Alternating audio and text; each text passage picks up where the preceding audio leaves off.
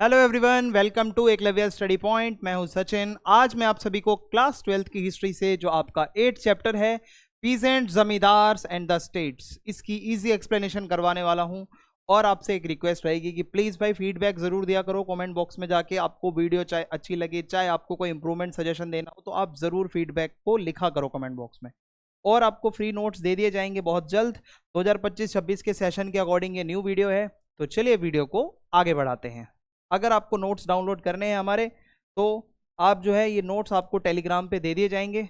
और अगर आपको कोई क्वेरी होती है तो आप आके इंस्टाग्राम पे पूछ सकते हैं। यूज़र नेम आप सभी के सामने है। और आप हमारी वेबसाइट को ज़रूर विजिट करें, जो कि है www.eklavyastudypoint.com। यहाँ पे आपको मिलेंगे क्विज, आपको यहाँ पे नोट्स भी मिलेंगे। तो आप प्लीज़ एक बारी ज़रूर विजिट करें। तो सबसे पहले मैं आपको बता दूं, आज का जो हमारा चैप्टर है इसमें हम रूरल इंडिया के बारे में पढ़ेंगे। रूरल इंडिया क्या होता है भाई? रूरल इंडिया मतलब ऐसा इंडिया जो गांव था एक टाइम पे। और 16 से 17 सेंचुरी की ये बातें होंगी जो भी मैं आपको बताने वाला हूं। ज़्यादातर लोग, अगर हम बात करें 16 से 17 सेंचुरी की, तो वो गांव में रहा करते थे, विलेजेस में रहा करते थे। और out of every 100 people about 85 lived in villages. So we can say 85% of the population was rural, है ना। अर्बन लोग थे कम। सो एग्रीकल्चर से रिलेटेड एक्टिविटीज में कौन काम करता था?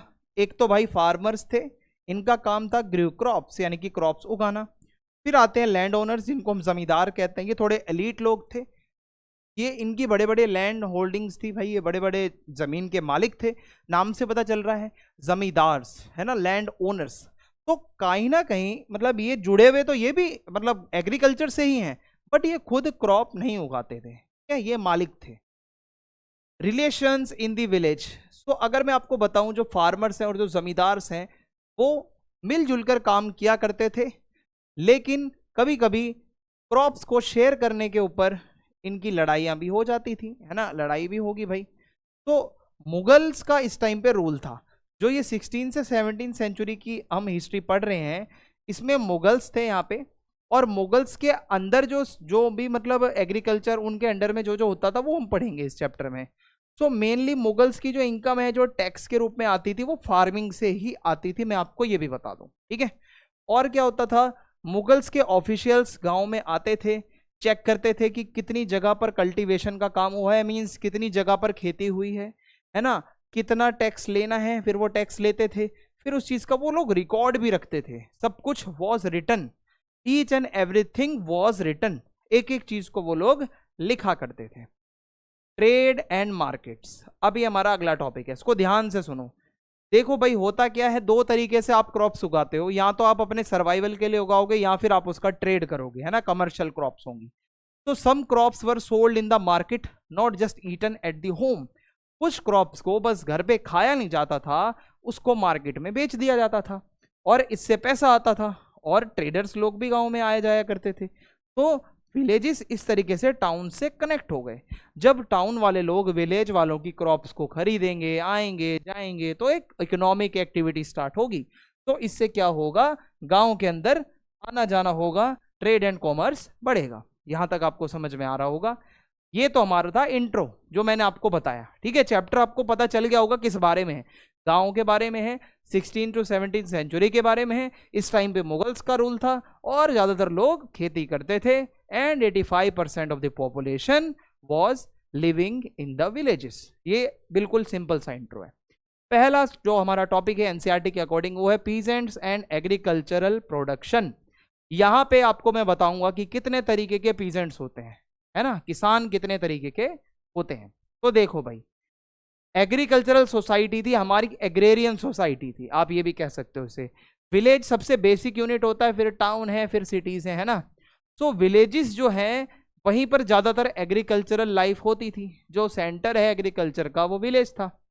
सो जो फार्मर्स होते थे वो बहुत सारी जॉब्स किया करते थे सीजनल, जैसे प्लोइंग का काम करते थे, सोइंग द सीड्स यानी कि बीज को ऐसे डाल के और बोना, है ना। उसके बाद क्रॉप्स को काटना, एंड इसके अलावा making products like sugar and oil from crops. यहाँ पे कटाई हो रही है, यहाँ पे ऑयल बन रहा है, यहाँ पर बीज बोया जा रहा है, यहाँ पे प्लोइंग का काम चल रहा है। मीन्स ये सारा ही काम एक किसान का होता है, यानी कि किसान ये सब चीजें करता है। समझ में आ गया?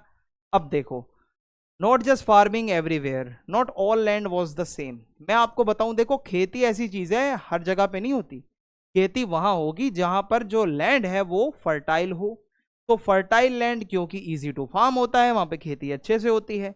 अगर कोई जमीन ड्राई है, हिली एरिया है, तो वहां पे फार्मिंग करना भी उतना ही टफ हो जाएगा, है ना। तो फॉरेस्ट जो होते हैं वहां पर भी नहीं हो पाएगा। फॉरेस्ट भी क्या है, उस टाइम पे बहुत ज्यादा थे। हमारे इंडिया में ज्यादा फैक्ट्रियां वगैरह तो थी नहीं उस टाइम पे, जंगल ही जंगल होता था। तो जंगलों में भी आप खेती कैसे कर लोगे? अब ये जो आप बोलोगे सर, आप जो चैप्टर नंबर 8 हमें पढ़ा रहे हो, इसके बारे में आपको कहाँ से पता चला, है ना? प्रूफ क्या है, सोर्स क्या है? एनसीईआरटी को कैसे पता चला कि भाई इसमें ये सब बातें जो आ रही हैं उसके पीछे की स्टोरी का प्रूफ है क्या? तो सबसे पहली बात, ये चैप्टर जरूर किसानों के ऊपर है, एग्रीकल्चर से रिलेटेड है, लेकिन किसानों ने खुद कुछ नहीं लिखा अपने बारे में, क्योंकि वो पढ़े लिखे नहीं थे। Peasants did not write about themselves, वो अपने बारे में कुछ नहीं लिखते थे। हमारे पास डायरेक्ट रिकॉर्ड तो नहीं है, किसान ने कुछ बोला हो, सच्चाई बोली हो और वो बात हमारे पास है, तो वो नहीं है। मेन सोर्स ऑफ इंफॉर्मेशन हमारे पास जो है वो मुगल क्रॉनिकल्स हैं। क्रॉनिकल्स क्या होता है भाई? क्रॉनिकल वर्ड का मतलब होता है जो बड़े बड़े राजा महाराजा अपनी हिस्ट्री लिखवाते हैं, जो अपना इतिहास लिखवाते हैं, उसको हम क्रॉनिकल्स कहते हैं। तो वो जो डॉक्यूमेंट्स हैं मुगल्स के, वो हमें बताते हैं कि भाई 16 से 17th सेंचुरी में ये काम एग्रीकल्चर से रिलेटेड होते थे। ठीक है। सबसे इंपॉर्टेंट जो बुक है वो है आइन ए अकबरी। याद रख लेना इस बुक का नाम, आइन ए अकबरी। अकबरी का मतलब अकबर, आइन ए अकबरी यानी कि अकबर के टाइम की सारी हिस्ट्री, और इसको लिखा है अबुल फजल ने। मैं आपको बता दूं, एग्रीकल्चर का सबसे डिटेल्ड, सबसे एक्यूरेट जो रिकॉर्ड मिलता है मुगल्स का इस टाइम पीरियड का, वो आइन ए अकबरी बुक है। समझ लो ये पूरा चैप्टर आइन ए अकबरी से ही उठा के लिखा गया है यहाँ पे इंग्लिश हिंदी में। ओके, तो ये हमारा मेन सोर्स है। इसके अलावा आइन ए अकबरी हमें क्या बताती है ये समझ लो। आइन ए अकबरी में एक एक बात का रिकॉर्ड है कि सारा अरेंजमेंट कैसे होता था कल्टीवेशन का, उसमें स्टेट का कितना रोल होता था, टैक्स कैसे कलेक्ट किए जाते थे, स्टेट और जमींदार के बीच में क्या रिलेशन होता था, है ना। स्टेट यानी जो मुगल्स हैं और जो जमींदार यानी जो एलिट्स हैं, उन दोनों के बीच का रिलेशन कैसा था। तो बेसिकली आइन ए अकबरी को लिखने का मेन एम यही था कि अकबर को सबसे स्ट्रॉन्गेस्ट और हारमोनियस एक रूलर शो करना, आने वाली जनरेशन्स को भी पता चले कि भाई हाँ, जो अपना अकबर है, सॉरी अकबर का नाम कह रहा हूं मैं, अकबर है वो ही सबसे स्ट्रांग था। ठीक है, बट ये सिर्फ याद रखना आइन अकबरी रूलर के पीओवी से लिखी गई है, पीजेंट्स के पीओवी से नहीं लिखी गई है। तो इसमें हो सकता है कुछ बातें गलत भी लिखी हूं, है ना। पीजेंट्स ने जो कुछ कंप्लेंट्स करते हो उस टाइम पे वो बातें ना इंक्लूड की गई हो, बिल्कुल पॉसिबल है। क्योंकि भाई कोई बड़ा आदमी अगर अपने बारे में लिखवाएगा तो वो बुराइयां तो लिखवाएगा नहीं, सिंपल सी बात है ना। तो पीजेंट्स का डायरेक्ट कोई रिकॉर्ड अपने पास है नहीं। इसके अलावा अगर मैं आपको बताऊं, we do have some other sources too, है ना। अब और सोर्सेज क्या हैं? कुछ रीजनल रेवेन्यू रिकॉर्ड्स हैं, गुजरात, महाराष्ट्र, राजस्थान से मिलते हैं 17 to 18 सेंचुरी के। तो देखो इस टाइम तक ईस्ट इंडिया कंपनी यहाँ पे आ गई थी, तो भाई उस टाइम पे भी 18 सेंचुरी में जो ईस्ट इंडिया वाला जो अपना हिस्सा है, वहाँ पे जो मतलब डॉक्यूमेंट्स मिलते हैं वो भी बहुत कुछ हमें बताते हैं। तो ये सोर्सेस हमें ये बताते हैं कि भाई अगर मैं आपको कंक्लूजन बताऊं तो पीजेंट्स, जमींदार और स्टेट, ये तीनों के बीच में बहुत बारी बवाल मचता था। बहुत बारी, एक बारी नहीं, बहुत बारी बवाल मचता था। और ये लोग साथ भी रहते थे, ये भी मैं आपको बता दूं। क्योंकि देखो, दे show peasants own ideas of fairness and there expectations from rulers. ये जो सोर्सेस है मुगल से हटकर, उसमें पीजेंट्स के बारे में लिखा गया है कि भाई पीजेंट्स के अपने भी कुछ विचार थे, पीजेंट्स भी कुछ एक्सपेक्ट करते थे अपने रूलर्स से जो उनको नहीं मिलता था। तो कहने का मतलब है we have to study all these sources very carefully to understand कि आखिर ये बताना क्या चाहते हैं सोर्सेस हमें। ठीक है भाई, अब मैं आपको बताऊं, एक मैं वर्ड लिखता हूं किसान है, एक मैं वर्ड लिखता हूं कृषक। ठीक है, अब मैं आपको बताऊं किसान के लिए 4 वर्ड चलते थे उस टाइम पे, उस जमाने में। पहला है रैयत या रैया, ये सबसे ज्यादा यूज होता था उस टाइम पे। रैयत, रैयत, हर स्टेट में लगभग किसान को रैयत कहा जाता था। दूसरा नाम है मुजरियान, तीसरा नाम है किसान और चौथा नाम है असामी। ये सारे के सारे बहुत ही कॉमन नेम्स हैं जो कि किसानों के लिए यूज होते थे, और ये सब कुछ हमें मुगल रिकॉर्ड्स में देखने को मिलता है। मुगल्स के जो रिकॉर्ड्स हैं उसमें किसानों के ये 4 नाम निकल के आते हैं। अब मैं आपको बता दूं कितने तरीके के किसान होते थे मुगल्स के टाइम पर। ठीक है, तो देखो 2 तरीके के किसान होते हैं, एक होता है खुद कास्त, एक होता है पाही कास्त। खुद कास्त यानी खुद खुद का खेत, खुद की जमीन, खुद के एरिया में खेती करने वाला, ना कहीं वो जाएगा ना वो कहीं इधर उधर भटकेगा, अपने ही जगह पे रहेगा, अपनी खेती करेगा। पाही कास्ट होता है आउटसाइडर, जो नॉन रेसिडेंट, जो एक जगह रहता नहीं है, जो दूसरों के वहां जाकर अनदर विलेज जाकर खेती करता है। और पाही कास्ट या तो कोई चॉइस से बनता है, क्योंकि भाई हाँ वहां पे अगर मैं आपको बताऊं, ये देखो ये पाही कास्ट है ना, हो सकता है कि इसको कोई ज्यादा पैसे दे रहा हो दूसरे गांव में खेती करने के, हो सकता है लालच में पाही कास्ट बना हो सकता है कि भाई उसकी मजबूरी हो, इकोनॉमिक हार्डशिप हो, कोई बाढ़ आ गई हो, कोई सूखा आ गया हो, तो वो अपने वहां पे ना खेती कर पा रहा हो, भाई ये भी रीजन हो सकता है। तो 2 तरीके के पीजेंट्स होते हैं, आपको ये याद रखना है, बहुत ही इंपॉर्टेंट टॉपिक था। ठीक है, आगे बढ़ते हैं।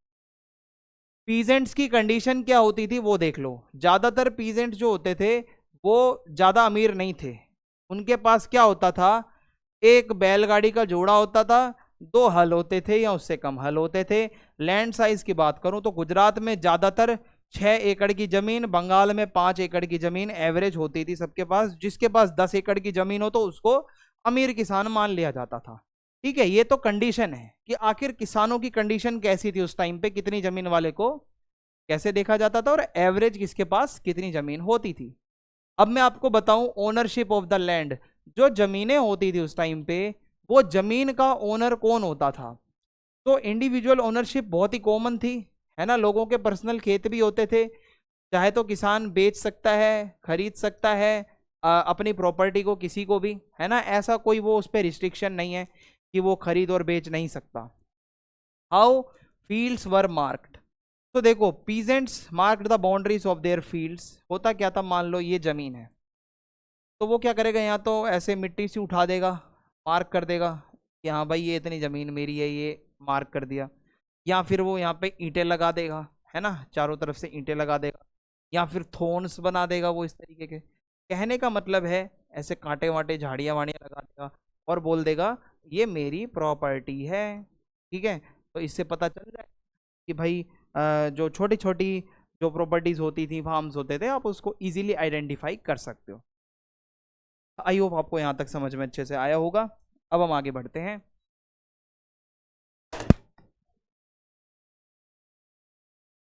तो देखो इरिगेशन एंड टेक्नोलॉजी। इरिगेशन का मतलब होता है जब आप खेतों में पानी डालते हो।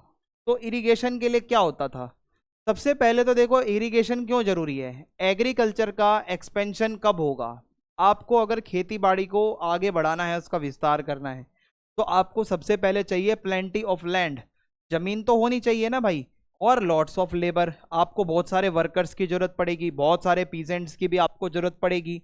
और जो पीजेंट्स हैं वो भी मोबिलिटी वाले होने चाहिए कि अगर मान लो जरूरत पड़ने पर वो एक जगह से दूसरी जगह पर भी चलने को तैयार रहें। तो अगर ये 3 चीजें हैं, पहली चीज आपके पास जमीन है, दूसरी चीज आपके पास बहुत सारे वर्कर हैं, तीसरी चीज जो वर्कर हैं वो मोबिलिटी वाले वर्कर हैं, जो एक जगह से दूसरी जगह जा सकते हैं जरूरत पड़ने पर, तो ऐसे में बहुत ही अच्छा एक्सपेंशन होगा एग्रीकल्चर का। तो उस टाइम पे फार्मिंग करने का जो मेन पर्पस होता था वो क्या होता था, मैं आपको बता देता हूँ। सबसे पहले जो खेती अपने यहाँ होती है इस टाइम पे, वो सिर्फ अपने पेट को पालने के लिए होती थी भाई। बेसिक फूड क्रॉप्स होती थी, चावल हो गया, गेहूं हो गया, मोटे अनाज हो गया, है ना। तो ये मेन क्रॉप्स होती थी जो उगाई जाती थी। कोई कमर्शियल क्रॉपिंग अभी तक यहाँ पे इंट्रोड्यूस नहीं हुई है बहुत तगड़े लेवल पे जो कोई फायदा छाप रहा हो। अब मैं आपको बताऊं रेनफॉल एंड क्रॉप्स के बारे में। बारिश का बहुत सीधा कनेक्शन है हमारे एग्रीकल्चर से, और मॉनसून कहीं ना कहीं बहुत ही बड़ा रोल प्ले करता है हमारे देश में एग्रीकल्चर में। 40 इंच से प्लस रेनफॉल जहां होती है वहीं पर बारिश होती है ज़्यादा, तो वहां पर चावल उगता है। ये देख लो भाई, ये चावल उगा रहे हैं, यहाँ ज़्यादा बारिश हो रही है तो चावल अच्छा उगेगा। जहां पर बारिश कम होती है भाई वहां पे आपका गेहूं उग रहा है, होती है लेकिन कम होती है। और यहाँ पे और ज्यादा कम बारिश होती है, सूखा सूखा एरिया है, लो रेनफॉल एरिया है, तो वहां मोटे अनाज उगाए जाते हैं जिसको आप मिलेट कहते हो। तो ये 3 फोटोज से आपको समझ में आ जाएगा कि भाई एक तो बहुत ज्यादा बारिश है, एक मीडियम बारिश है, और एक इवन लेस, उससे भी लेस बारिश है। तो क्रॉप कैसी उगाई जाएगी वो डिपेंड करता है कि वहां पे रेनफॉल कितना होता है। अगर ज्यादा रेनफॉल है तो भाई चावल, मीडियम है तो व्हीट, और बिल्कुल ही कम रेनफॉल है तो मिलेट्स, मोटे अनाज। ठीक है। मानसून का रोल क्या होता है? मानसून हमारी बैकबोन है, देख लो ये हमारी बैकबोन है जिससे हम पूरा संभल रहे हैं। तो backbone of our Indian agriculture is monsoon. अगर मॉनसून इधर उधर हो जाए आगे पीछे, उस टाइम की बात कर रहा हूं मैं, 16-17 सेंचुरी में, तो बहुत कुछ बिगड़ सकता है। स्टिल आज भी ये चीजें सच है, मॉनसून आज भी हमारे लिए बैकबोन है। Need for extra water, some crops needed more water than rainfall. कुछ क्रॉप्स ऐसी होती हैं जिनको बारिश के अलावा भी पानी की जरूरत होती है, तो ऐसे में हमें आर्टिफिशियल पानी देना पड़ता है through the wells, canals, tanks. तो इसको हम कहते हैं आर्टिफिशियल इरिगेशन। ठीक है। मैन मेड तरीकों से आप खेतों तक पानी लेकर जाओगे, इसको कहा जाता है artificial irrigation. State support for irrigation, जो मुगल्स होते थे वो बहुत सपोर्ट किया करते थे इरिगेशन के मामलों में। वो नई नई कैनाल्स बनाते थे। ये देखो ये नहर है, इसको आप कहोगे नहर, कैनाल। तो मुगल जो होते थे वो अच्छा खासा डोनेशन देते थे, और ये पब्लिक वेलफेयर में ये सारी चीजें बनवाया करते थे। ठीक है। कैनाल्स हो गई, और जो पुरानी कैनाल्स होती थी ना तो उनको वो रिपेयर भी करवाया करते थे। जैसे पंजाब के अंदर शाहजहां के टाइम पे एक नहर बनवाई गई थी, शाह नहर, तो वो कैनाल्स को रिपेयर भी करवाई जाते थे। आने वाले जो रूलर्स होते थे वो उसको पुरानी कैनाल्स जो थोड़ी सी जिसकी हालत खराब हो चुकी है तो उसको रिपेयर भी करवाया जाता था। अब मैं आपको बताता हूं क्या टेक्नोलॉजी यूज होती थी फार्मिंग में। ठीक है।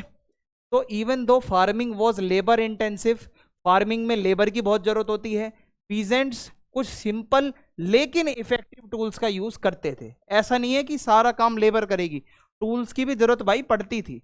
वुडन का प्लो होता था, लकड़ी का हल, लाइट होता था, इजी टू यूज होता था, आयरन की उसकी टिप होती थी आगे की, है ना, इस तरीके से कुछ ये होता है। तो आगे वाला हिस्सा आयरन, पीछे का wooden. Did not make very deep furrows, ज्यादा गहराई में नहीं जाता था। तो helped preserve soil moisture in hot months, तो ज्यादा जमीन भी अच्छी रहती थी।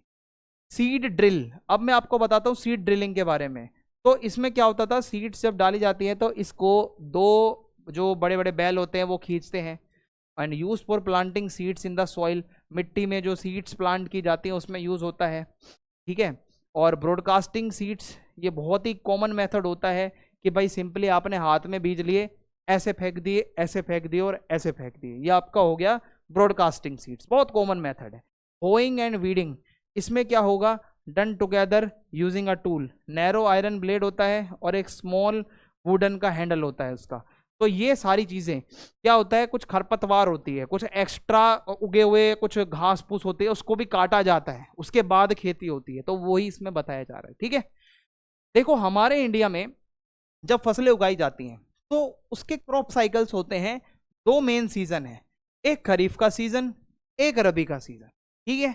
तो खरीफ का जो सीजन होता है उसको हम कहते हैं ऑटम क्रॉप्स, मॉनसून में बोई जाएंगी और ऑटम में काटी जाएंगी। रबी की क्रॉप्स होती है, इसको आप स्प्रिंग क्रॉप्स कहते हो, विंटर में बोई जाएंगी, स्प्रिंग में काट दी जाएंगी। तो देखो आप, ये खरीफ की क्रॉप्स हैं, ये इस तरीके से चल रहा है मामला, ये रबी की क्रॉप्स हैं जो स्प्रिंग की क्रॉप्स हैं। और इस तरीके से एक चीज और बता दूं, ज्यादातर जो रीजन होते थे मुगल इंडिया में उस टाइम पे, तो एटलीस्ट एक साल में 2 फसलें तो उगाई जाती थी, इसको कहा जाता है 2 फसला। ठीक है। इस तरीके से 2 फसलें चलती थी एक साथ, एक साल में कम से कम। और जहां पर अगर बहुत अच्छी बारिश होती हो तो 3-3 फसलें भी चल सकती हैं एक टाइम पे। मैं आपको बता दूं एक साल में मिनिमम 2 फसलें तो होती थी, 3 भी हो सकती हैं। Okay. Variety of crops, huge diversity in production. तो देखो आगरा में अकेले 39 टाइप्स की क्रॉप्स होती थी, दिल्ली में 43 टाइप्स की क्रॉप्स उगाई जाती थी, बंगाल में तो सिर्फ 50 तरीके का चावल ही होता था भाई, सिर्फ चावल चावल 50 तरीके का। ओके। जीन्स ए कामिल, इसका मतलब होता है परफेक्ट या फिर सुपीरियर क्रॉप्स, ऐसी क्रॉप्स जो बहुत ही अच्छी हैं। State encourage these because they give more revenue, जो ऐसी फसलें होती हैं जिनसे बहुत तगड़ा पैसा मिलता हो उसको जीन से कामिल कहा जाता है। समझ लो ये अपने पेट पालने के लिए नहीं उगाई जा रही हैं, ये पैसा छापने के लिए उगाई जा रही हैं फसलें, कमर्शियल क्रॉप्स हैं। तो इससे एग्जाम्पल से समझो, कॉटन हो गया, कॉटन कोई खाएगा थोड़ी भाई, कॉटन तो किस लिए उगाएगा, कोई बेचने के लिए उगाएगा। गन्ना हो गया भाई, गन्ना एक दिन खाओगे, रोज रोज थोड़ी खाओगे रोटी के साथ। ऑयल सीड्स हो गए, जैसे सरसों का तेल वगैरह निकाल लिया है ना, सोयाबीन हो गया, लेंटिल्स आपकी दालें हो गई। तो मैं आपको बताऊं, ये देखो कॉटन उग रहा है, जो आप रुई वगैरह देखते हो ना, ये खेतों में ऐसा उसका पौधा लगाया जाता है और इस तरीके से वो उगता है। ये गन्ने हो गए है ना, लंबे लंबे गन्ने उगते हैं, और इस तरीके से ये मस्टर्ड वगैरह हो गया, सरसों का खेत हो गया, और फिर इससे ऑयल निकाला जाता है प्रेस करके। कहने का मतलब है ये कुछ ऐसी फसलें होती हैं भाई जो कि बहुत ही ज़्यादा पैसा छपवाती हैं, आपको अच्छा खासा पैसा मिलेगा अगर आप ये फसलें उगा लेते हैं तो। अब मैं आपको बताऊं, कुछ फसलें ऐसी हैं आपको सुन के बहुत हैरानी होगी कि 17वीं सेंचुरी में इंडिया में आई थी, पहले इंडिया में नहीं हुआ करती थी। अब बोलोगे हैं सर ऐसा कैसे। मक्का, अब वेस्टर्न इंडिया में मक्का सबसे पहले जो स्टार्ट हुआ था उगना, वो अफ्रीका, स्पेन, न्यूयॉर्क वगैरह इस साइड से आ रहे हैं, बाहर से आ रहे हैं। जो अपने टमाटर और आलू हैं, आलू तो समझ लो नेशनल है ना, नेशनल वेजिटेबल ऑफ इंडिया, वो कहाँ से आ रहा है, अमेरिका से आया था। फ्रूट्स हैं जैसे पाइनएप्पल, पपाया, ये सब बाहर से आ रहे हैं, बाहर के मुल्कों से इंडिया में ये अच्छी क्रॉप्स आई हैं, इनके सीड्स आए हैं, मान के चलो आप, ठीक है। ये है अपना पहला टॉपिक जो मैंने आपको बहुत अच्छे से समझाया। अब हम विलेज के बारे में पढ़ेंगे। तो अब हमारा सेकंड टॉपिक हम शुरू करते हैं। सबसे पहले देखो, agrarian relations in Mughal society. तो रिलेशनशिप कैसे होते थे सोसाइटी के अंदर, ये समझते हैं। रोल ऑफ पीजेंट्स, तो किसानों का रोल क्या होता है। देखो जो अपनी खेती बाड़ी है वो सारी पीजेंट्स के ऊपर ही तो डिपेंड करती है ना, वही हार्ड वर्क करते हैं, वही सारा काम करते हैं। तो बेसिकली जितना भी प्रोडक्शन होता है वो सारा का सारा कौन करता है, पीजेंट्स करते हैं। लैंड ओनरशिप की बात करें तो कुछ कुछ जो किसान हैं उनके अपने खुद की ज़मीनें होती थी, तो सोशली आप कह सकते हो कि भाई वो विलेज कम्युनिटी का पार्ट है, क्योंकि विलेज में उनकी भी ज़मीनें हैं। ये नहीं है कि वो ऐसा है कि कुछ नहीं करते हैं विलेज में। तो विलेज में जो कम्युनिटी होती है उसके 3 पार्ट्स होते हैं। पहला पार्ट होता है पीजेंट्स, जो कल्टीवेटर्स हैं, जो खेती बाड़ी करते हैं, जो एक्चुअल फार्मर्स हैं, जो ज़मीन खोदते हैं, ज़मीन में काम करते हैं। दूसरा है पंचायत। पंचायत का मतलब होता है बुजुर्गों का जमावड़ा, जो अगर कोई डिस्प्यूट हो जाता है तो उसको वो लोग सेटल करते हैं, जो सरपंच वगैरह होते हैं बैठते हैं, विलेज की काउंसिल होती है। और विलेज का एक मुखिया होता है, गांव का मुखिया, जो जिसको मुकद्दम या मंडल कहा जाता है। ये लीडर होता है गांव का, जो पूरी कम्युनिटी को, गांव की कम्युनिटी को रिप्रेजेंट करता है, और पीजेंट्स और स्टेट के बीच में एक मीडिएटर की तरह काम करता है, ठीक है। अगर कोई बात पहुंचानी है किसानों की सरकार तक तो यही पहुंचाता है। इन इक्वालिटी इन विलेजेस, तो देखो भाई जो फार्मर्स होते हैं वो सारे इक्वल नहीं होते थे, फार्मर्स को भी उनके स्टेटस के उस पर बांटा जाता है, उनकी कास्ट क्या है, क्या स्टेटस है। तो ज़्यादातर जो पुअर पीजेंट्स होते हैं वो एग्रीकल्चरल लेबरर्स की तरह काम करते थे, खुद की ज़मीनें नहीं होती थी, बेचारे गरीब होते थे तो वो मेहनत मजदूरी का काम किया करते थे। कुछ कास्ट ऐसी थी जिनको छोटी मोटी जॉब्स करवाई जाती थी ताकि वो गरीब ही रहें बेचारे। तो these groups were in similar to Dalits in modern India. जैसे आज की डेट में जो दलित्स है, माना जाता था कि उनके पास ज़्यादा रिसोर्सेज नहीं थे, उनका स्टेटस ज़्यादा ऊपर का नहीं था।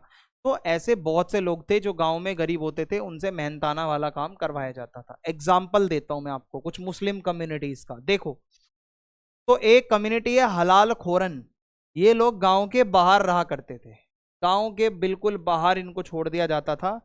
और कुछ है मल्हाजादा, जो नाव चलाने वालों के बेटे होते थे, ये बिहार में रहते थे, तो इनको तो ऐसा ट्रीट किया जाता था जैसे ये लोग स्लेव्स हो। ये दिखाता है कि कास्ट की जो इनइक्वालिटी है वो उस टाइम पे भी थी। आप इसको देखो, ये हलाल खोरन लोग हैं, ये क्या है, गांव से बाहर रहते हैं। ये मल्लाजादा लोग हैं जो नाव चलाने वालों के बेटे हैं, तो इनसे मेहनत मजदूरी बहुत करवाई जाती थी। कहने का मतलब है कि कास्ट को लेकर भेदभाव बहुत पहले से चला आ रहा है इंडिया के अंदर। Link between caste, poverty and status. अब देखो भाई, जो लोअर कास्ट के लोग होते थे उनकी गरीबी बहुत ज्यादा थी, उनका सोशल स्टेटस बहुत नीचे था। और मिडिल लेवल पे अगर मैं आपको बताऊं, डिफरेंसेस ज्यादा जो है नहीं थे, ठीक है। देखो मैं आपको बताता हूं, some groups improved their position because of wealth और प्रॉफिटेबल वर्क। कुछ ऐसे ग्रुप थे इंडिया में जिन्होंने काम करा, जिसमें उसको धंधे में फायदा हुआ, काम उन्होंने अच्छा किया, उनको पैसा मिला, तो उनका स्टेटस इंप्रूव हुआ। राजपूत हैं तो ये क्या करते थे, पीजेंट्स हुआ करते थे मारवाड़ में, but considered high status. Rajput नाम बहुत ऊपर माना जाता था उस टाइम पे। और जाट होते हैं, shared space with Rajput but given lower caste rank. इनको लोअर कास्ट रैंक दी गई, लेकिन होता क्या था, ये राजपूत के साथ रहा करते थे। गौरवास, इनको कहते हैं वृंदावन के, ये क्या करते थे, try to gain Rajput status, ये चाहते थे कि हम भी राजपूत के स्टेटस में आ जाए। अहीर, गुजर और माली रोज ड्यू टू कैटल रियरिंग। गुजर वगैरह ये जो हैं, इन्होंने खूब गाय भैंस, इतनी थी इनके पास संपत्ति, और हॉर्टिकल्चर वगैरह में ये लोग इतने एक्टिव थे कि आज भी ये लोग पैसे वाले हैं, बिकॉज इनके पास जो गाय भैंस, जो हमारी गौ माता है, इन्होंने बहुत सेवा करी है उसकी, बहुत अच्छे से इन्होंने कैटल रियरिंग का काम किया है। सदगोप्स, कैवर्तास, ये ईस्टर्न इंडिया के लोग थे जो फिशिंग किया करते थे, जो पेस्टोरल कास्ट थी, जो कि पीजेंट्स बन गई थी बाद में। तो कहने का मतलब है सोशल मोबिलिटी थी, पहले कुछ और करते हो, बाद में कुछ और करने लगे थे, इससे आपका स्टेटस राइज हुआ। अब हमारा अगला टॉपिक है, बहुत ही इंपॉर्टेंट टॉपिक है, 8 नंबर का क्वेश्चन आपका यहां से पहला बनेगा, वो है विलेज पंचायत। पंचायत को डिटेल में समझाता हूं मैं आपको होती क्या है। पंचायत में होता कौन है भाई, सबसे पहले तो बुजुर्ग होते हैं, जो असेंबली होती है, जो प्रॉपर्टी होल्डिंग वाले हैं। ऐसे नहीं हर कोई बुजुर्ग आके बैठ जाएगा, जिसका रुतबा हो, पैसा हो, प्रॉपर्टी हो। तो जहाँ पे बहुत सारे कास्ट के लोग रहते थे, तो वहाँ पे मेंबर्स अलग अलग कास्ट के चुने जाते थे, लेकिन जो मिनिलियन लेबर्स रहे, जो छोटा मोटा काम करते हैं, उनको पंचायत में नहीं रखा जाता। तो पंचायत एक ओलिगार्की की तरह वर्क करती है, जहाँ पे बहुत सारे रूल करने वाले लोग होते हैं, सबकी बात मानी जाती है। तो डिसीजंस जो हैं वो विलेजर्स के ऊपर बाइंडिंग होते हैं, मानने ही मानने पड़ेंगे। जो पंचायत का डिसीजन है सर्वमान्य है, सबको मानना पड़ेगा। विलेज का जो हेडमैन होता है, अब उसके बारे में आपको मैं बताता हूँ। गांव का मुखिया, 2 टर्म्स यूज होती है, मुकद्दम और मंडल, दोनों का मतलब होता है विलेज हेडमैन, ठीक है। ये पंचायत का हेड होगा, जो गांव का मुखिया बनेगा। तो जो बड़े बुजुर्ग होंगे वो आपस में विचार करके गांव का मुखिया बनाएंगे, बाद में जमींदार उसको अप्रूव करेगा, और इस मुखिया को हटाया भी जा सकता है अगर बुजुर्गों का भरोसा तोड़ा उसने। इन केस, अगर इन केस आपने सही से काम नहीं किया, जो आपसे ये बुजुर्ग लोग एक्सपेक्ट कर रहे हैं, तो आपको कभी भी गांव के मुखिया के पद से हटाया जा सकता है। इसका काम क्या होता है, supervise preparation of village accounts, जितने भी डॉक्यूमेंट्स हैं उसको देखना कैसे बनाने हैं, और पटवारी जो अकाउंटेंट होता है उसके साथ मिलकर काम करना, गांव की जानकारी देना, जो जरूरी जानकारी दी जाती है। जो पंचायत का फंड है वो कहाँ से आता है, तो ये गांव के लोगों से ही कलेक्ट किया जाता था। फिर उससे क्या होता था, जो आने वाले ऑफिसर्स होते थे उनको पैसा दिया जाता था, है ना। और इसके अलावा जो बाढ़ आ जाए, कभी सूखा पड़ जाए, तो कम्युनिटी के वेलफेयर के लिए लंगर वगैरह चलाना, इसके लिए वो पैसा यूज़ किया जाता था। इसके अलावा नहरें बनाना, और बड़े बड़े जो है मतलब जो बंड्स बनाना, जिसको हम एम्बैंकमेंट्स कहते हैं, छोटी मोटी नहरें बनवा देना, आसपास का कोई काम करवाना है गाँव का, तो वो पंचायत के फंड से बनाया जाता था, जो मैंने आपको बता दिया है, ठीक है। अब देखो पंचायत का काम क्या है कास्ट वगैरह के मामलों में, तो इनका काम ये है कि कास्ट की जो बाउंड्रीज होती हैं, आपको पता है ना, ब्राह्मण, क्षत्रिय, वैश्य, शूद्र, तो पंचायत का काम है ये बाउंड्री में रहकर हर कोई अपना काम करे। ब्राह्मण ब्राह्मणों में शादी करे, क्षत्रिय क्षत्रिय में शादी करे, वैश्य वैश्य से शादी करे, शूद्र शूद्र से शादी करे। बाउंड्रीज की रिस्पेक्ट करवाना पंचायत का काम है। ईस्टर्न इंडिया में क्या होता था, ये जब शादी हुई करती थी ना, तो गांव का मुखिया होता था वहां पे साथ में बैठा हुआ, तो वो क्या करता था कि oversaw conduct of villagers to prevent caste offences. वो देखता था कि कोई गुनाह ना कर दे कास्ट वाला, कि भाई ये ऐसा ना हो कि अलग अलग आप कास्ट के लोग शादी कर रहे हो, और वो अगर आपने ऐसा कर दिया गांव से भी निकाले जा सकते हो, साथ साथ हैवी फाइन भी लग सकता है आपके ऊपर। तो एक्सपल्शन एक बार ही निकाल दिया तो आपको पता है आपका काम धंधा सब चौपट, सामाजिक रूप से बहिष्कार मींस बॉयकॉट हो जाएगा, तो ये तो कोई नहीं चाहेगा भाई। अब कई जगह जाति पंचायत भी होती है, कोई मान लो प्रजापति समाज का है, कोई राजपूत समाज का है, कोई यादव समाज का है, तो हर किसी की अपनी जाति पंचायत भी होती है। आप ये समझ लो हर जाति की अपनी जाति पंचायत होती है। जाति पंचायत का मतलब होता है वो अपने सिविल डिस्प्यूट, जो अपनी जाति के मेंबर्स हैं, अगर उन्होंने कोई आपस में उनका पंगा है उसको सॉल्व करवाना। जमीन का कोई जायदाद का पंगा है, कि भाई शादी वादी का कोई पंगा है, कहाँ शादी हो रही है, और जो भी विलेज फंक्शंस हो रहे हैं उसमें क्या रिचुअल्स होने चाहिए, ये सारी चीजें जाति पंचायत देखती है। और state usually respected there decision, जो भी स्टेट सरकार होगी ऊपर वो जाति पंचायत के डिसीजन की रिस्पेक्ट करती थी, लेकिन क्रिमिनल केस को हमेशा स्टेट देखता है। क्रिमिनल केस के लिए जाति पंचायत नहीं देखेगी, जाति पंचायत देखेगी civil matters. Okay. Petitions and protest, तो विलेजर्स लोग अक्सर जाते थे पंचायत में, बोलते थे हम पे इतना टैक्स लग रहा है, जबरदस्ती हमसे फोर्स लेबर करवाया जा रहा है, बड़े बड़े लोग आ रहे हैं, ऊपर कास्ट वाले हमें तंग कर रहे हैं। तो ज्यादातर जो है ये लोअर कास्ट वाले लोग जो पीजेंट्स होते थे ये जाते थे, और वो पंचायत को समझते थे कि जैसे कोर्ट हो, जैसे सुप्रीम कोर्ट हो, जहां उनको न्याय मिलेगा। वो मानते थे कि they believed custom gave them the right to basic survival, कि मिनिमम जो हमें जीवन जीने का अधिकार है वो हमें सरकार ने दिया है, अगर ये लोग हमें तंग कर रहे हैं तो पंचायत वाले लोगों आप हमारी मदद करो। विलेज आर्टिसंस इन मुगल इंडिया, पंचायत का टॉपिक खत्म। अब मैं आपको आर्टिसंस के बारे में पढ़ाऊंगा। आर्टिसंस वो लोग होते हैं जो कारीगर होते हैं, जो अपने हाथ से कुछ बनाते हैं, ठीक है। तो आर्टिसंस बहुत ज्यादा थे, लगभग आप मान के चलो उनके घर होते थे 25% तक उनके घर होते थे। और मैं आपको बता देता हूँ इनके बीच में किसान और इनमें कुछ फर्क है। बहुत सारे किसान होते हैं, पीजेंट्स होते हैं जो आर्टिसंस का भी काम कर लेते थे।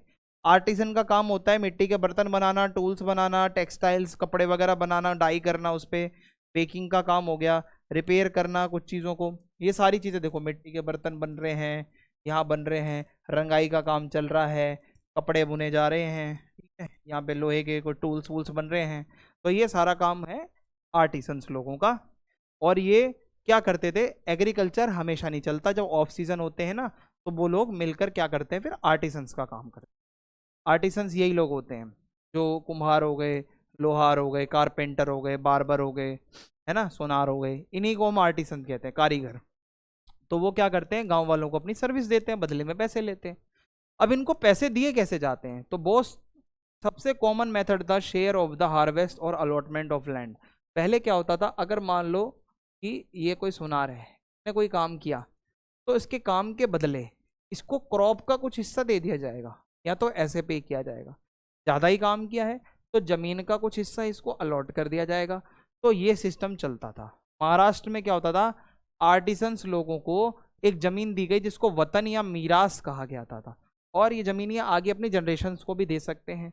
और कभी कभी तो डायरेक्ट एग्रीमेंट भी होता था कि भाई आर्टिसंस और पीजेंट्स जो है सीधा एग्रीमेंट कर रहे हैं, समान अदला बदली भी कर लेते थे। बंगाल में मैं आपको बताता हूँ एक एग्जांपल 18th सेंचुरी का। जमींदार paid artisans like black Smiths, या जैसे मान लो लोहार है, कोई कारपेंटर है, कोई सुनार है, तो वो क्या करते थे, डेली दिहाड़ी प्लस खाने का पैसा देते थे। तो पैसों में भी होता था, हर तरीके से भुगतान होता था, ये समझ लो, ठीक है। बाद में इस सिस्टम को जजमानी सिस्टम कहा गया, ठीक है, 17th-16th सेंचुरी के आसपास। कैश पेमेंट्स भी थी, साथ साथ में क्रॉप भी दी जा रही है, लैंड भी दिया जा रहा है, इसको आप जजमानी सिस्टम कहोगे, ठीक है। होता क्या था, जो लोग एक्सपोर्ट करने के लिए कुछ बना रहे हैं उनको क्या किया जाता था, कैश पेमेंट दी जाती थी। और जो कॉटन, सिल्क, इंडिगो, ये सारी क्रॉप्स के लिए काम कर रहे हैं उनको भी कैश पेमेंट दी जाती थी, ठीक है। लिटिल रिपब्लिक, ये क्या है, एक छोटा रिपब्लिक, अपने आप में एक छोटा सा देश, गणराज्य। इसका मतलब क्या होता है, अंग्रेज पता है क्या कहते थे 19th सेंचुरी में, भारत के जो गांव होते हैं ना वो छोटे रिपब्लिक्स होते हैं, यानी कि यहाँ पे लोग रिसोर्सेज शेयर करते हैं, मिलजुल कर कलेक्टिवली काम करते हैं खेतों के ऊपर। तो ये एक नाम पड़ा। लेकिन रियलिटी क्या है, नॉट इक्वल और डेमोक्रेटिक। हर जगह पे भाई देखो बराबर लोग नहीं होते। असेट्स वर इंडिविजुअली ओन्ड, किसी पे ज़्यादा असेट्स हैं, किसी पे कम असेट्स हैं। Deep caste and gender inequality गांव में बहुत ज़्यादा होती थी कि कोई अपर कास्ट वाला है तो लोअर कास्ट वाले को वो कैसे देख रहा है, जेंडर है तो भाई लड़कियों को कैसे नीचे देखा जा रहा है।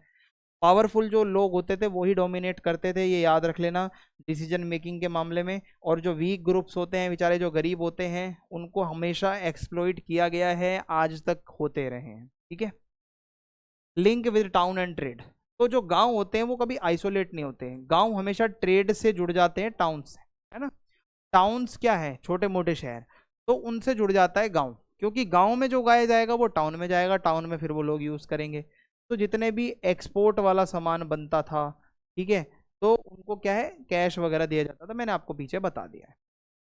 अब जी बढ़ते हैं हम अपने तीसरे टॉपिक की तरफ, जो कि है विमेन इन एग्रेरियन सोसाइटी, यानी कि जो खेती बाड़ी होती है उसमें विमेन का क्या रोल है, ये भी 8 नंबर का क्वेश्चन आता है। मैन एंड विमेन दोनों मिलजुल कर भाई खेतों में काम करते थे।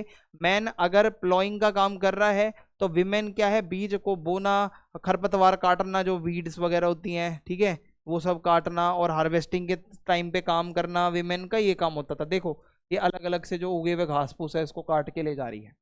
तो फार्मिंग जो है वो पूरे घर के लोग मिलकर करते थे, बाहर से लोग कम आते थे, घर के खुद लोग मिलकर खेतों में काम करते थे। तो ऐसे में ये कॉन्सेप्ट बाबा बहुत बाद में आया है कि भाई मतलब घर में काम करे बस महिलाएं। उस टाइम पे महिला कंधे से कंधे मिलाकर चलती थी, खेतों में काम करती थी भाई, घर से बाहर निकलकर। सोशल बायसेस की बात करूं, despite their work women faced cultural restrictions. कुछ कुछ ऐसी रोक टोक हैं जो महिलाओं पर होती थी, मैं आपको बता देता हूँ वो रोक टोक क्या है। सबसे पहले जो हमारा वेस्टर्न इंडिया है वहां पर जो महिला अपने मेंस्ट्रुएटिंग पीरियड में होती थी, मींस जिसको पीरियड आए होते थे, वो हल को हाथ नहीं लगा सकती, ना ही कुम्हार के चाक को, यानी कि जो पॉटर्स व्हील होता है और जो प्लॉइंग के लिए जो टूल यूज होता है उसको महिलाएं हाथ नहीं लगा सकती, ठीक है, अगर उनके पीरियड्स चल रहे हैं, if they are menstruating. Bengal में भी कुछ ऐसा था, जो मेंस्ट्रुएटिंग विमेन है वो पान वगैरह के जो बाग होते हैं उसमें एंटर नहीं कर सकती थी। तो होता होगा भाई इसका भी कुछ सीन, तो उनको रोक दिया जाता था जाने से, खेतों में नहीं आ सकते आप if you are menstruating, if you are on your periods, okay. अब महिलाओं का रोल क्राफ्ट और आर्टिसंस में मिलजुल कर ये काम करवाने में कितना था, तो देखो महिलाओं को बहुत ज़्यादा इंपॉर्टेंस दी जाती थी आर्टिसंस रिलेटेड वर्क में। यहाँ पे चरखा चलाना, निडिंग का काम करना, है ना, पोट्री बनाने के लिए, और एम्ब्रॉयडरी का काम करना, कढ़ाई वगैरह करना, और टेक्सटाइल्स वगैरह बनाने में। ये देखो ना आप, ये फोटो सारे कपड़े बनाने में, कपड़े बुनने में, निडिंग करने में, चरखा चलाने में विमेन पावर का ही यूज सबसे ज्यादा होता था। और beyond fields and homes, peasants and artisan women also worked in employers houses. कभी कभी वो जिसके लिए काम कर रहे हैं उनके घरों में भी वो लोग काम करने जाती थी, और जरूरत पड़ने पर वो सामान बेचने मार्केट में भी बैठती थी जो महिलाएं होती थी। अब मैं आपको बताऊं, विमेन को एज अ रिसोर्स देखा जाता था। विमेन्स की वैल्यू इसीलिए थी क्योंकि वो बच्चे पैदा करने की क्षमता रखती हैं, तो लेबर वॉज क्रूशियल, उस टाइम पे लेबर की जरूरत होती थी। और इसी टाइम पे सबसे ज्यादा महिलाएं मरती भी थी, माल न्यूट्रिशन। जो महिला गर्भवती है, प्रेग्नेंट है, अगर आप उसको न्यूट्रिशन सही नहीं दोगे तो वो डिलीवरी के टाइम भी मर जाएगी, वो बीच में भी मर जाएगी बच्चे के समेत। तो ये बहुत था। फ्रीक्वेंट प्रेगनेंसी होती थी, बार बार प्रेगनेंसी हो रही है क्योंकि लेबर की जरूरत है, बच्चे पैदा होंगे जितने ज्यादा वर्कफोर्स बनेगी। और अक्सर बच्चा पैदा करते समय ही डेथ हो जाया करती थी जो महिलाएं होती थी उनकी।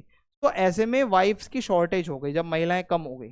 अब शादी किससे करोगे, है ना, दूल्हे तो रेडी है माला लेकर, महिलाएं तो है ही नहीं, किससे शादी करोगे, तो ये भी सीन हो गया। तो होता क्या था, दुल्हन का प्राइस दिया जाता था दुल्हन के माता पिता को, कॉमन था, डॉवरी नहीं होती थी उस टाइम पे, दहेज नहीं था, दूल्हे वाला पैसे दे रहा है लड़की लेने के। रीमैरिज भी अलाउड थी जो विडोज थी और जो डिवोर्स होती थी, ठीक है। मेल्स का कंट्रोल बहुत ज्यादा था सोसाइटी में, पैट्रियार्कल सोसाइटी थी मुगल्स के टाइम पे। और भाई लड़कों को बहुत ये था कि मैं अपनी महिला पे कंट्रोल पूरा रखूंगा, कंट्रोल नहीं छूटना चाहिए, अगर मेरे साथ दगाबाजी करी, धोखेबाजी करी तो बहुत तगड़ी पनिशमेंट दूंगा, अपनी फीमेल को कंट्रोल में रखते थे वो।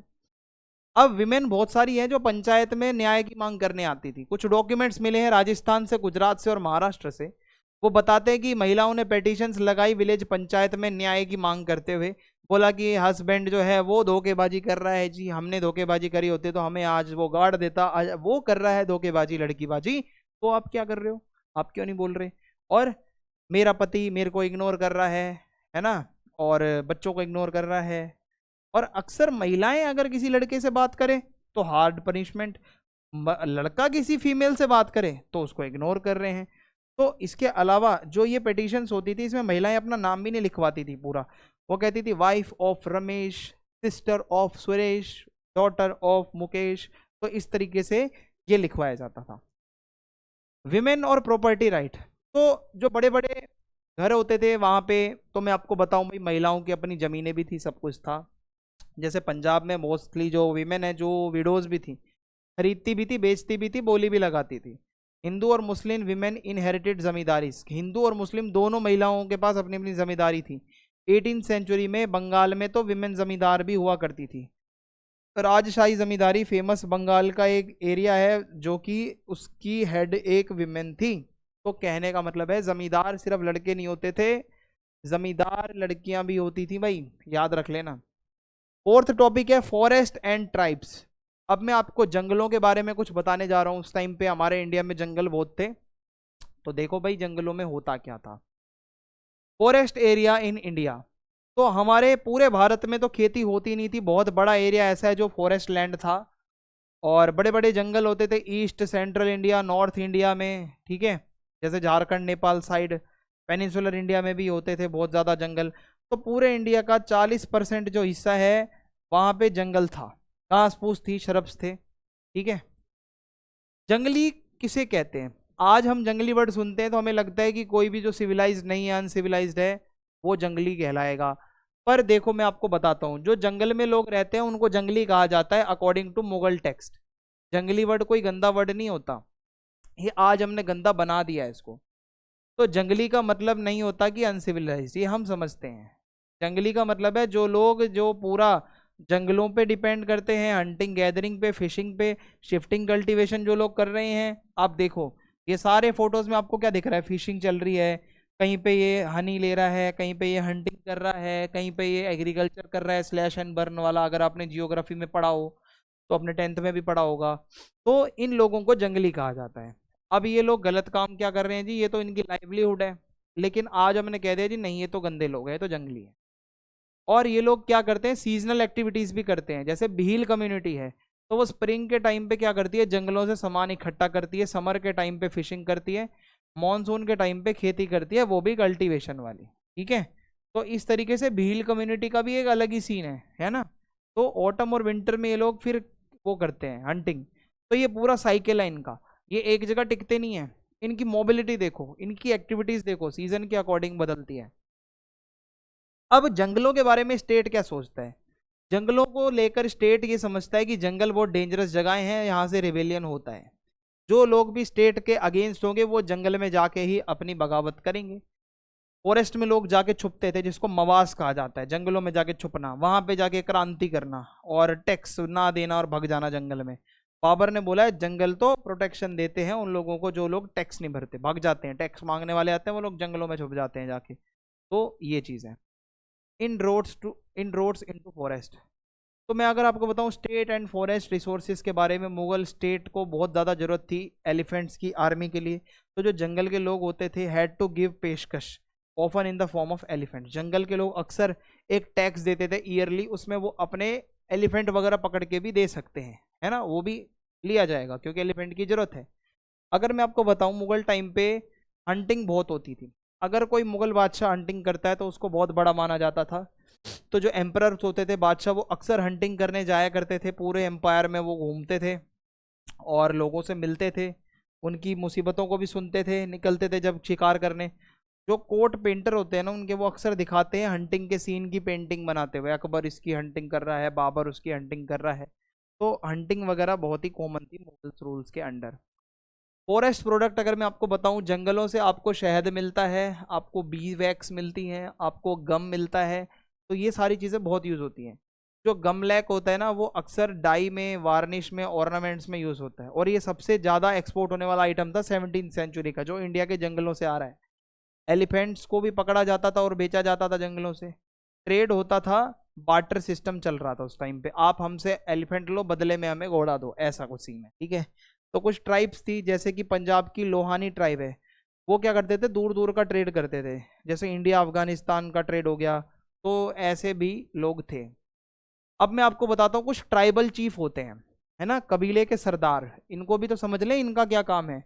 तो जो ट्राइब्स होती हैं उनके कुछ चीफ होते हैं जिनको बड़ा आदमी कहा जाता है गांव में। बहुत सारे जमींदार भी बन गए बाद में, कुछ तो राजा भी बन गए एरिया के। तो वो क्या करते थे, अपनी आर्मी बनाते थे, ट्राइबल आर्मी। जैसे सिंध के अंदर एक ट्राइब है तो उसकी 6000 कैलरी थी, 7000 इन्फेंट्री थी। असम के अंदर अहोम राजा होते थे, ठीक है। सो वो क्या होते थे, उनके पास वो पीजेंट्स होते थे जो खेती भी करते हैं और साथ साथ उनकी मिलिट्री सर्विस, जरूरत पड़ने पर लड़ो भी, जरूरत ना पड़ने पर खेती करो, ये असम के अंदर होता था। और capture of elephants was a royal monopoly under Ahoms. जो अहोम राजा होते थे सिर्फ वही एलिफेंट्स को कैप्चर कर सकते हैं और कोई नहीं कर सकता था उस टाइम पे। तो ऐसा होता था, ये ट्राइबल बातें बता रहा हूँ। ट्रांजिशन टू किंगडम्स हुआ क्या, monarchy developed fully by the 16th century. 16th century तक मोनार्की अपने पीक पर थी। आईन अकबरी हमें बताती है ट्राइबल किंगडम्स भी थे नॉर्थ ईस्ट में बड़े बड़े, ये छोटे ट्राइब एक टाइम पे किंगडम भी बन गई। जैसे वॉर्स हुआ करती थी, असम के कोच राजा होते थे जो कि लड़ाई लड़ते थे अपने आसपास के ट्राइब से 16th सेंचुरी में, 17th सेंचुरी में। तो ये नॉर्थ ईस्ट जो अपना इंडिया है बेसिकली 7 सिस्टर वाला पार्ट है, यहाँ ये सब चीज़ें चलती थी। Cultural changes in forest zone. अब आगे बढ़ते हैं और समझते हैं होता क्या है। New cultural influences spread into tribal area. जो ट्राइबल एरिया होते हैं वहाँ नया कल्चर पहुँचा। जो सूफी संत होते थे उनका बहुत इंपॉर्टेंट रोल है इस इस्लाम को एग्रीकल्चरल कम्युनिटीज़ तक ले जाना। मैंने आपको पढ़ा रखा है चैप्टर भक्ति सूफी परंपरा, है ना, ट्रेडिशंस, उसमें हमने पढ़ा है कैसे सूफी संत लोग हर तरीके से जुड़ रहे थे। 5वां टॉपिक है, बहुत ही इंपॉर्टेंट टॉपिक है, द जमींदार्स। तो चलिए भाई जमींदार्स को समझते हैं, आखिर ये जमींदार लोग हैं कौन। जमींदार वो लोग होते हैं जिनकी बड़ी बड़ी प्रॉपर्टी हैं, बड़े बड़े एस्टेट्स हैं, जिनका सोशल और इकोनॉमिक स्टेटस बहुत ऊपर है। ब्राह्मण, राजपूत, अपर कास्ट के लोग इसमें होते हैं, ठीक है, कहीं जगह मुस्लिम्स भी होते हैं। और ये क्या करते हैं, बड़े बड़े मुगलों की खिदमत करते थे, टैक्स कलेक्टर भी ये लोग होते थे, मिलिट्री सपोर्ट भी देते थे मुगलों को। तो कहने का मतलब है जमींदार एक पावरफुल एलीट वाला बंदा है, बहुत तगड़ा बंदा है। उनकी ज़मीन को उनकी मिल्कियत माना जाता है, उनका खुद का उस पर हक है, और उनकी पर्सनल ज़मीन होती थी, ठीक है, और cultivated for private use with hired और सर्वाइल लेबर। अपने पर्सनल यूज़ के लिए वो खेती करवाया करते थे लोगों को बुला बुला कर, फिर वो अपने ज़मीन को बेच भी सकते हैं, किसी को गिफ्ट भी कर सकते हैं, चाहे उसकी वो बोली लगवा सकते हैं, कोई उनको रोकेगा नहीं। अगर जमींदारों की पावर कहाँ से आ रही है, तो सबसे ज़्यादा बड़ी पावर है जो वो रेवेन्यू कलेक्ट करते हैं, जो वो टैक्स लेते हैं ना स्टेट की तरफ से, वो बहुत पैसा 2 नंबर का अपने जेब में भी रखते थे।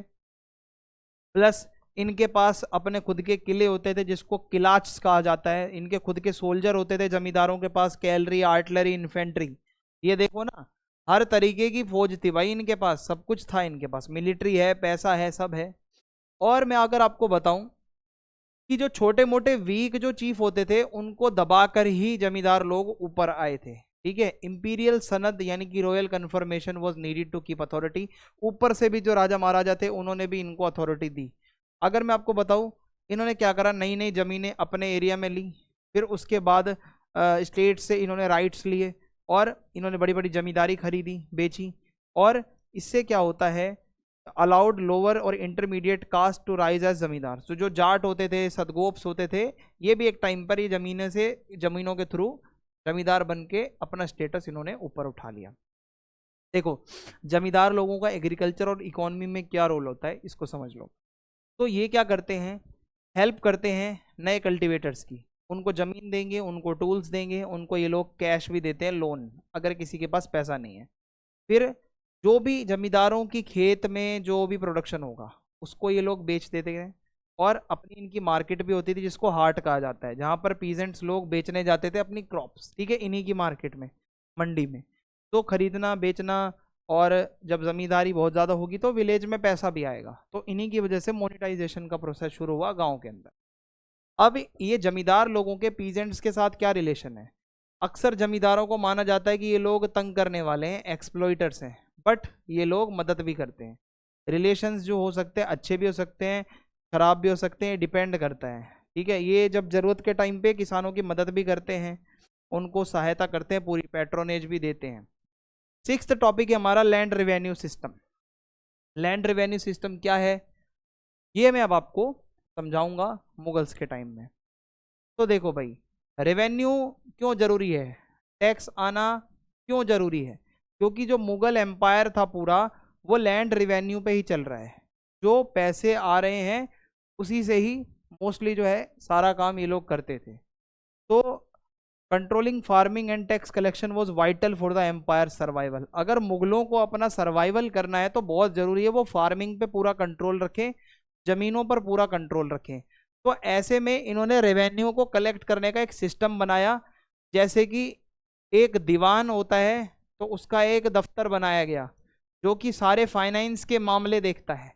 रेवेन्यू ऑफिशियल्स होते थे जो रिकॉर्ड रखते थे, पटवारी हो गया, कनुंगो हो गए, आमिल गुजार हो गए, ये गांव गांव जाकर सारा रिकॉर्ड जो है अपने पास में रखा करते थे। ठीक है, ये जो अधिकारियों के नाम मैंने आपको अभी बताए हैं, और उनकी प्रेजेंस का मतलब है कि गांव में खुद मुगल्स सीधा इंटरफेयर कर रहे हैं अगर उन्होंने अपने ऑफिशियल्स को भेजा है।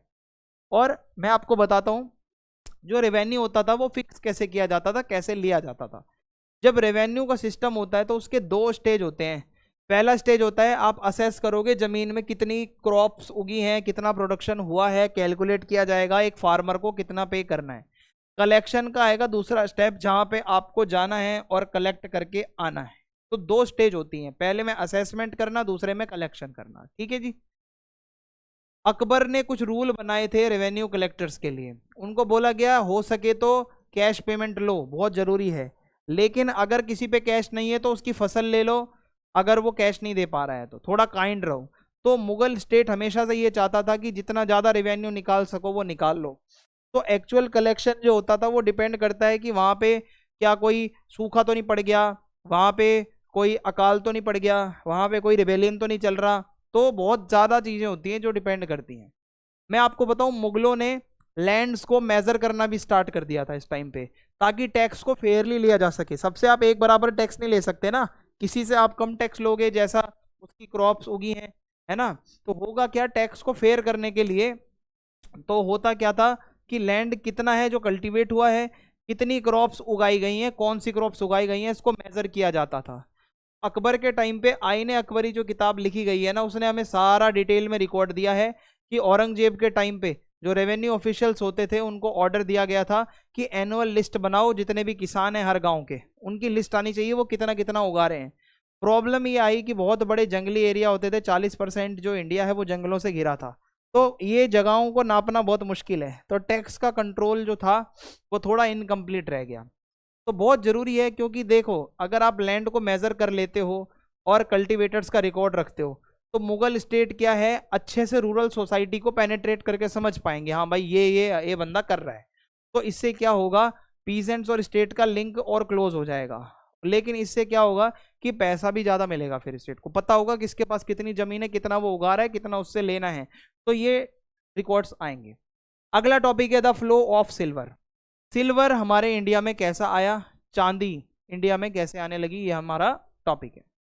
तो हुआ क्या था, उस टाइम के कुछ बड़े बड़े एशियन एम्पायर हुआ करते थे मुगल्स के टाइम पे, जैसे चाइना में मिंग डायनेस्टी, ईरान में सफाविद्स, तुर्की में ओटोमन एम्पायर। तो ये सारे एम्पायर अपने पॉलिटिकल स्टेबिलिटी के लिए जाने जाते हैं, और इनके टाइम पे लॉन्ग डिस्टेंस ट्रेड बहुत हुआ करता था, मैं आपको बता दूं। ठीक है, ये बड़े बड़े नाम लिए हैं मैंने आपके सामने। होता क्या था, जो नए सी रूट्स होते थे एंड जब अमेरिका वगैरह की खोज हुई तो ट्रेड थोड़ा बढ़ गया। इंडिया का ट्रेड यूरोप से बहुत तेजी से बढ़ा, और गुड्स एंड अगर मैं आपको बताऊं variety of goods and geographical spread of trade increase. बहुत सारा सामान है जिसका ट्रेड होने लगा, अलग अलग जगहों से ट्रेड होने लगा। मैं आपको बताऊं तो सिल्वर इंडिया में आया कैसे। देखो, Europe had to pay Asia in silver because Asian goods like Indian kapda, spices were in huge demand. हमारे भारत का कपड़ा, हमारे मसाले यूरोप में बहुत पसंद थे लोगों को, तो वो बदले में सिल्वर देते थे हमें, जो पे करते थे। क्योंकि इंडिया के पास खुद की सिल्वर माइंस नहीं है, तो this inflow of silver was very important. भाई जब आपके पास खुद की सिल्वर की माइंस नहीं होती, तो अगर बाहर से सिल्वर आ रहा है तो वो तो अच्छी बात है ना आपके लिए, आपके लिए तो फायदे का सौदा है। तो much of the imported silver came into India, ज़्यादातर बाहर से सिल्वर आया। फिर उसके बाद क्या हुआ, उस सिल्वर के सिक्के बनाए गए, ठीक है, और इससे क्या है कि मनी जो है उसका सर्कुलेशन बढ़ा, सिल्वर की करेंसी आ गई, और अब कैश में भी आप रेवेन्यू ले सकते हो अगर आप चांदी के सिक्के पूरे वहाँ पे चला रहे हो। तो करेंसी में स्टेबिलिटी आई 16 से 18 सेंचुरी में, लगातार सिल्वर आ रहा था, तो एक मनी का सिस्टम स्टेबल रहा, सिक्के बन रहे थे, ज़्यादा से ज़्यादा कॉइन की मिंटिंग हो रही थी, इकोनॉमी स्ट्रांग हो रही थी। कुछ ट्रैवलर आए बाहर से जिन्होंने ये चीज़ को देखा भी है, जैसे इटालियन एक ट्रैवलर था जियोवेनी कैरेरी। तो 1690 में जब वो आता है, वो देखते हैं कि सिल्वर कैसे दुनिया भर से आता है और इंडिया में आता है। तो वो बताता है कि बहुत बड़े लेवल पर जो कैश है और जो कमोडिटी है, वो ट्रांजेक्शन्स जो है वो 17 सेंचुरी के इंडिया में हो रहे थे, सिल्वर बाहर से आ रहा था, और इस बंदे ने क्लियरली अपनी बुक्स में लिखा है। 8वां टॉपिक है हमारा द आईने अकबरी ऑफ अबुल फजल अलामी। ये इसका पूरा नाम है। अबुल फजल भी याद रख लो तो भी चलेगा। अब आईने अकबरी है क्या, आपको इस टॉपिक में समझा दूंगा, इसके बाद आपका काम खत्म, ठीक है। आईने अकबरी देखो है क्या। 1598 की बात है। अबुल फजल जो अकबर का बहुत फेवरेट राइटर था, उसके कोर्ट का हिस्टोरियन था, तो उसने एक अकबरनामा लिखा था सबसे पहले। आईने आईने आईने कर रहा हूं मैं, पहले आप ये समझो कि आईने अकबरी भी किसी बुक का पार्ट है।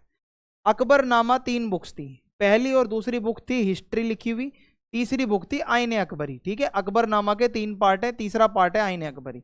आईने अकबरी हमें बताता है कि मुगल्स का एडमिनिस्ट्रेशन, खासकर अकबर का एडमिनिस्ट्रेशन कैसा था और उसके टाइम पे कल्चर कैसा था। 1598 में इसको कंप्लीट किया गया, ठीक है, जब 42 साल हो गए थे अकबर को राज करते हुए। तो इसको 5 बारी रिवाइज किया गया ताकि ये एक्यूरेट हो, इसमें मिस्टेक्स ज़्यादा ना हो।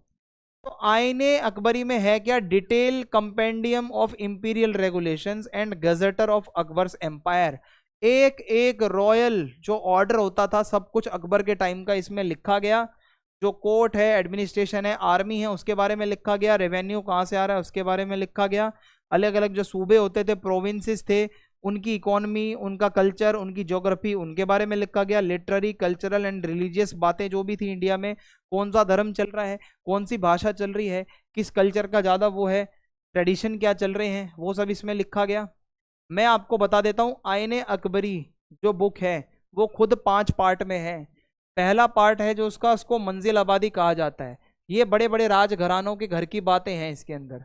दूसरा है सिपह आबादी, ये मिलिट्री और civil administration, servants, officials, poets, artist, इन सब लोगों की बातें हैं इसमें। तीसरी मुल्क आबादी, ठीक है भाई, इसमें क्या है, ये फिस्कल सिस्टम है, सारे रेवेन्यू के रेट कितने होते थे, सारे प्रोविंसेस की डिटेल्स है इसमें। बाकी अगर मैं आपको बताऊं, टेबल्स विद 8 कॉलम, इसमें 8 कॉलम हैं बने हुए। हर परगना, हर जो सूबा है, डिस्ट्रिक्ट है, जो किला है, जो एरिया मेजर हुआ, कितना रेवेन्यू आया, कितना जो है दिया गया, ग्रांट दिया गया, जमींदार की बातें, जमींदार की कास्ट क्या होती है, और घोड़े चलाने वाले, पैदल वाले, एलिफेंट वाले सैनिक हो गए, ये सारी की सारी बातें 8 कॉलम्स में इस बुक के अंदर दी हुई हैं। कौन सी बुक में, मुल्क में, पूरे मुल्क की आबादी के बारे में। चौथी बुक है थोड़ी धार्मिक है, कल्चर के बारे में है। 5वीं बुक है अकबर की कहावतें, कुछ अकबर ने क्या बातें कही थी, अकबर का किस बारे को लेकर क्या मानना था, ये सारी की सारी बातें इस बुक में दी गई हैं। अब मैं अगर आपको बताऊं, ये जो आईने अकबरी है इसको लिखा कैसे गया था, आखिर इसके लिखने का काम कैसे चला था, आप इसको ध्यान से समझो। आईने अकबरी जो है वो ओरल टेस्टिमनीज, जो कुछ ओरल बयान आते थे उसको सुनकर, उसको क्रॉस चेक कर कर, उसको वेरीफाई कर कर उसके बाद लिखी जाती थी। Numbers were also written in words, जैसे मैं आपको बताऊं एक डिजिट में लिखना होता है 1, इसको हम वर्ड्स में लिखेंगे ONE 1। 1 हो सकता है मिट जाए, टेढ़ा मेढ़ा हो जाए, मुझे समझ ना आए कि भाई ये क्या लिखा है, 1 लिखा है या ऐसे 7 करके लिखा है, लेकिन जब मैं उसको वर्ड्स में लिखूंगा तो वो मुझे बहुत साल बाद भी अच्छे से समझ में आएगा। तो अवॉइड एरर्स, यानी कि गलतियां ना हो, इसी के लिए नंबर्स को वर्ड्स में लिखा जाता था। और officially sponsored but not just government papers, it was a carefully research Chronicle. ये नहीं है कि भाई सिर्फ जो सरकारी कागजात हैं उसको कॉपी पेस्ट कर दिया, भाई आईने अकबरी को बहुत रिसर्च करके लिखा था, जो अच्छे से लिखा गया था। तो आईने अकबरी क्यों जरूरी है, जो आज आप ये चैप्टर पढ़ रहे हो ना कहीं अकबरनामा और आईने अकबरी की बदौलत ही आपके सिलेबस में ये चैप्टर आया है। अगर ये नहीं होते क्रॉनिकल्स तो शायद हम कुछ नहीं कर पाते। तो आईने अकबरी हमें बहुत ही रिच और बहुत ही डिटेल्ड डेटा देती है मुगल्स का, और बताती है कि कैसी डाइवर्सिटी होती थी, कस्टम्स कैसे होते थे, पूरे एम्पायर में अलग अलग क्या प्रैक्टिसेस होती थी। तो एक माइन ऑफ इंफॉर्मेशन है ये 16वीं सेंचुरी का, जो पूरा का पूरा कल्चर था, सोसाइटी थी, इकोनॉमी थी, कैसे कैसे क्या क्या होता था, सब कुछ आईने अकबरी में लिखा है। लेकिन लेकिन लेकिन याद रखना, आईने अकबरी अकबर की नज़र से लिखी गई थी, आम लोग कैसे क्या फील करते थे वो इसमें उतना ज़्यादा नहीं लिखा गया है।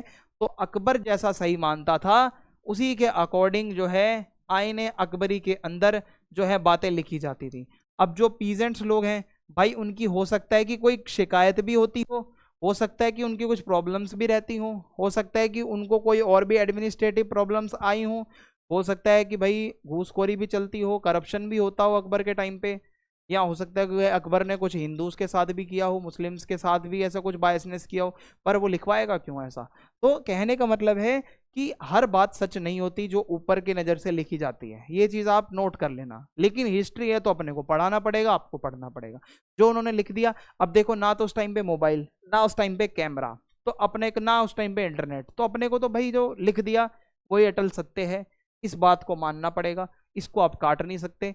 आईन अकबरी के बिना कुछ नहीं होता। प्रॉब्लम ये है कि बहुत बारी इसमें ना टोटल करने में कुछ मिस्टेक्स हैं इस बुक के अंदर। डेटा कभी कभी अलग अलग जगहों में अलग अलग मिल रहा है, जैसे caste details for many provinces but not for Bengal and Orissa. बहुत सारी कास्ट के बारे में लिखा है पर बंगाल उड़ीसा को छोड़ दिया। और कई बार क्या होता है, कुछ पैरामीटर से मिसिंग्स हैं, रेट वगैरह नहीं लिखे हुए, दिहाड़ियाँ सही से रिकॉर्ड नहीं उसमें लिखी हुई। और इसके अलावा ज़्यादातर जो प्राइस की लिस्ट मिलती है, दिहाड़ियों की लिस्ट मिलती है, वो आगरा से मिल रही है, लेकिन बाकी के इंडिया में वो चीज़ें मैच नहीं खा रही हैं। तो बहुत सारी इस किताब में कमियां भी हैं, ऐसा नहीं है सब कुछ इसमें अच्छा ही अच्छा लिखा हुआ है। तो इस तरीके से हमारा ये जो चैप्टर 8 है मैंने फाइनली आपको वही करवा दिया है। जल्दी से मैं आपको आगे थर्ड बुक भी स्टार्ट करवा दूंगा अब, और जल्दी से आपका सिलेबस करवा दूंगा। फीडबैक आप ज़रूर लिखना, वीडियो को लाइक करें, कमेंट करें और शेयर करें। पसंद आई है तो ज़रूर फीडबैक लिखना। जय हिंद, जय भारत।